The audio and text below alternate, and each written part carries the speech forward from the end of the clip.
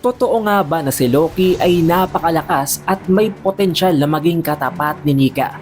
Dahil meron nga siyang legendary Devil Fruit ng Elbaf at nasa kanya din ang legendary weapon ng Elbaf ng Ragnir.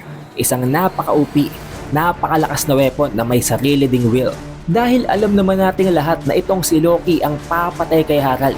Si Harald mismo ang nagsabi at umamin na walang kahit na sino sa loob ng Elbaf ang kayang pumatay sa kanya maliban dito kay Loki kapag nakain niya ang legendary Devil Fruit ng Elbaf. At hindi man binanggit nitong si Harald ang tungkol sa Ragnir, nasa mga kamay na ito ngayon ni Loki. At alam niyo naman guys na kahit hindi pa natin nakikita ang buong flashback, nabanggit na ng kanyang kapatid na si Hayatudin na pinili talaga ng Ragnir itong si Loki para maging worthy user nito. Na nangangahulugan na ang dalawang pinakamalakas na sandata, ang dalawang pinakamatinding treasure mula sa Land of the Giants ay parehong hawak-hawak ngayon ni Loki. Pero ano nga ba ang legendary Devil Fruit niya? Isa ba itong Zoan type or isang Logia type? Also, ano nga ba ang mga attributes nito? Most likely, ito ay fire or lightning.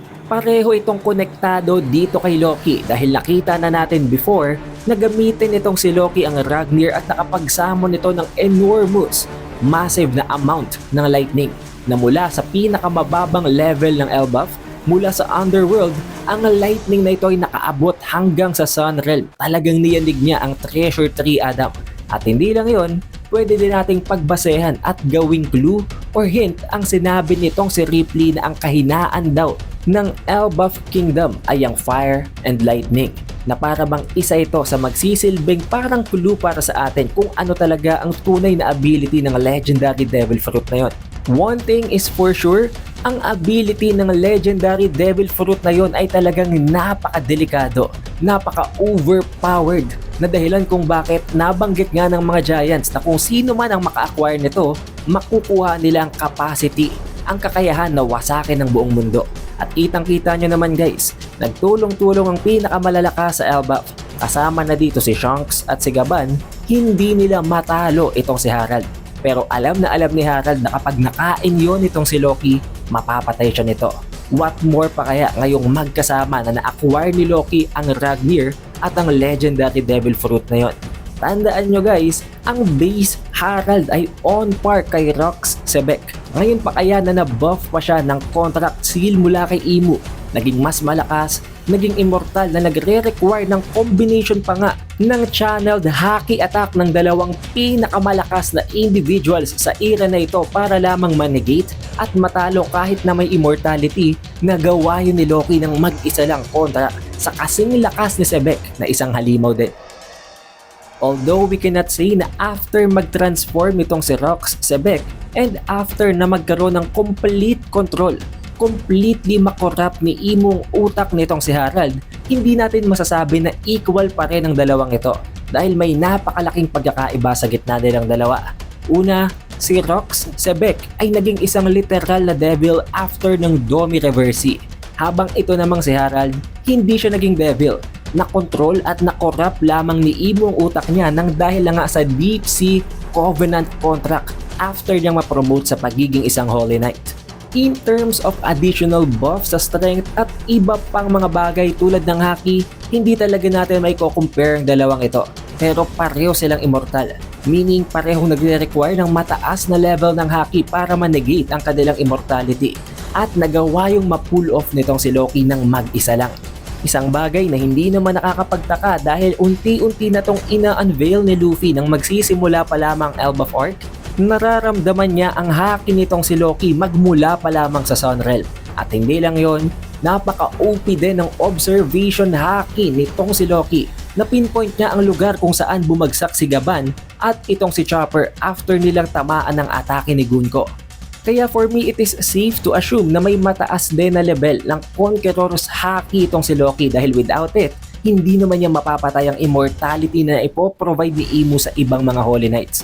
Dahil alam din naman natin na after niyang patayin si Harald, even in the present timeline, confident siya at sinabi niya talaga sa mga Straw Hat at kay Hayarudin na sa lahat daw ng individuals, sa lahat ng mga tao ngayon sa loob ng Elbaf Kingdom, siya lamang ang may kakayahan na patayin ng mga Holy Knights na ito.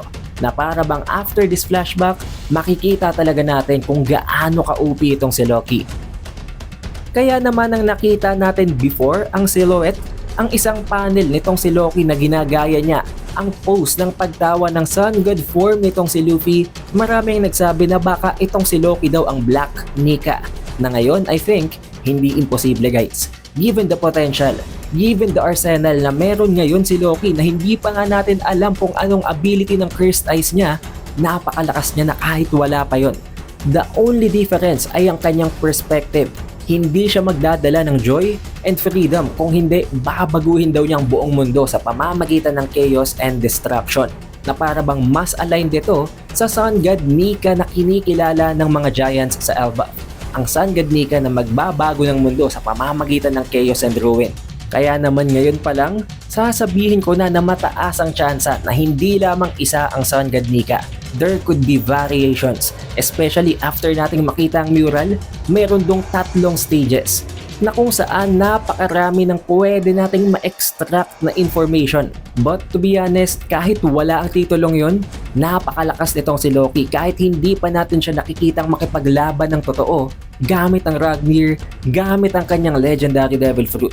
Dahil ang base form pa lang nitong si Loki, nagawang tapatan at maging on par ang strength at mapari ang atake na ginagawa ng buff, mas malakas and immortal na Harald sa loob ng West Castle. What more pa kaya kung gamit niya na ang kanyang Devil Fruit at ang Ragnir? Ngayon, dumako naman tayo sa ibang infos, sa ibang mga bagay na hindi natin nahimay masyado sa latest chapter. Unang-una na dito is that, bakit hindi pa winarn ni Shanks itong si Harald nang magkita sila? Dahil nakita naman natin and na-confirm na after nga nilang makalabas ng Marijoa, after nilang makalayo sa range, sa effective range ng boses ni Imu sa mas mababa at sa lower shallow seal nila, nakapag-usap sila doon. Bakit hindi niya doon winarn agad itong si Harald? Ang sagot dyan guys is that, possibly back then hindi niya pa alam ang tungkol sa restrictions. Nakalaunan sa kanya lang nalaman na mas delikado pala pag na-promote pag mas lumalim ng seal nila papunta sa Deep Sea Covenant Contract. Dahil nga hindi na sila makakatakas sa voice ni Imu. Kung paano niya nalaman yon, chances are sinabi yun ng kanyang kapatid na si Shamrock. Dahil kung titingnan nyo din guys, ang silhouette na ipinakita nitong si Shanks habang ine-explain niya tungkol sa mga bagay na yon ay ang silhouette na kapareho ng figure ng kanyang kapatid na si Shamrock. Ang isa din sa mga importante na information na hindi natin masyadong nabigyan ng pansin sa latest chapter is that, alam nyo naman guys at nabanggit ko naman sa ating chapter review na ang nakatusok na sandata, ang nakatusok na sword sa ulo, sa helmet nitong si Elder Harul ay ang legendary sword. Meaning, hindi ito isang common na espada. Kaya maiintindihan nyo din guys kung bakit may significance at kung bakit hindi ito basta-basta inaalis sa kwento. Kung bakit nasa ulo pa rin ito ni Elder Harul.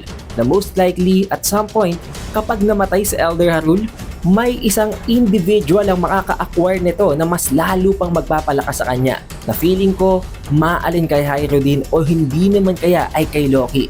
Pero kung kay Loki pa rin ito mapupunta, napaka-OP naman niya at pangit naman siguro tingnan na may hawak siyang hammer at may hawak pa siyang legendary sword. So mas leaning ito na mapunta dito kay Hyro din. Pero mangyayari lamang yun kapag namatay na itong si Elder Harul. Dahil alam naman natin at nabanggit sa previous chapters na kapag binunot ang sandatang ito ang sword mula sa ulo ni Elder Harul, mamamatay siya. However, this is where this video ends. At huwag kayong mag-alala guys, bukas na bukas ay maire-release din naman agad ang ating spoilers para sa One Piece Chapter 1170. Kaya para ma-notify kayo, para magkaroon agad kayo ng updates kapag na-release na natin ang video yon, siguraduhin nyo lang na naka-like, nakasubscribe at na rin nyo ng bell button. Also, we have an official Facebook page and official TikTok account. Kaya mag-like at mag-follow na din kayo sa ibang platforms na yon. It is The Updated Weeb and I will see you guys on the next one.